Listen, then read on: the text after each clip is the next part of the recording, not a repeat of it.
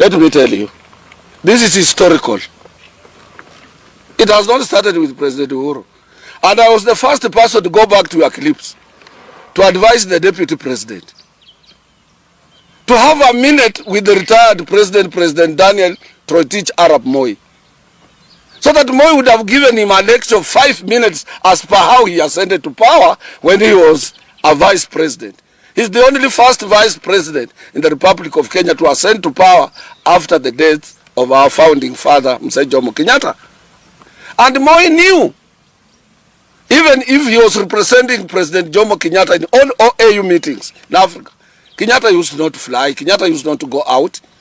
But when he comes back, and Mzee Kenyatta is at Thingirawa Iregi Nakuru, with the former provincial police officer Mungai, the director of CID Mr. Nderi, and Mbiu Mwana wa Koinange, and Mungai, who was the foreign affairs minister, President Moi would not be allowed to go there.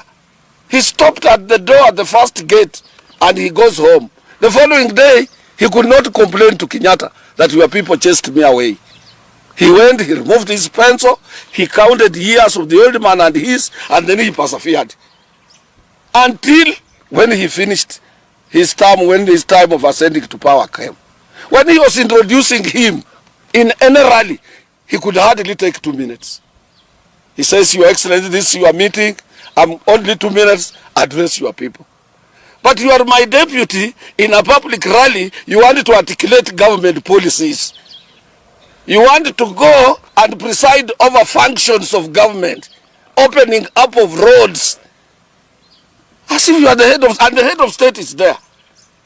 Even mentioning the cost of road A to B will cost. Who is leading? We don't have 2 presidents. You wouldn't be happy even if you are self in that seat. So I advised the people who support the deputy president to tell him to have 1 minute. If you want to ascend to power, you must be humble. You must humble yourself behind those who are before you, even if you know more. But when you assume my responsibilities and I'm on the seat, what do you people want President Uhuru Kenyatta to do to Ruto? What do you want him to do? Because even if he would have stayed there in the church and Ruto stands up, he starts articulating government policies, the roads he wants to put up in Kiambu, even in the home of President Kenyatta himself. And you are there. And you give a room to Kuria, Moses Kuria, to think it is Ruto who is running the government and not Uhuru Kenyatta. You make Wambuku Kunjiri in Nakuru to say it is not Uhuru, he's diverting attention in the house that is not his. And therefore soon he's going to find himself alone. I'm saying as an elder, I have nothing to lose. I'm giving him a free advice. Let him disappear as if it's not there, and he will resurface 2021 and he will survive. But if he wants to be every place where President Kenyatta is, to go to the church, if you are a sinner, even if you went to Catholic church where I go 1,000 times, you will remain a sinner. You will not wash away your sins. Tell him to humble himself. And Ruto harbors hate. Let him try to consult these people, talk slowly, not without hate. I'm giving him a free advice. If you are recording, send this thing to him. He will survive. But if he goes the way he's going, he's not going to survive at all. And he should not say we did not warn him. The way he has disappeared in his going home, let him sit there. Who is he? Receiving delegates on behalf of government, and President Uhuru Kenyatta is alone with Margaret in the house. Say in that sense, and he's the head of state. I can't allow it, even if it was myself. I would say yes. So wewe umesema ni president. Haya, chukua hiyo serikali sasa.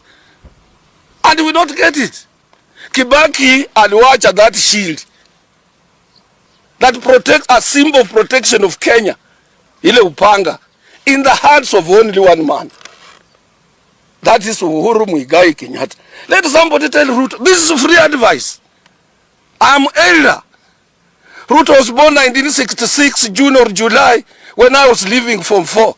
And in the following year, I started working when he was less than 1 year, on 2nd of June, 1967. His elder sisters are the one who are supposed to be my girlfriends.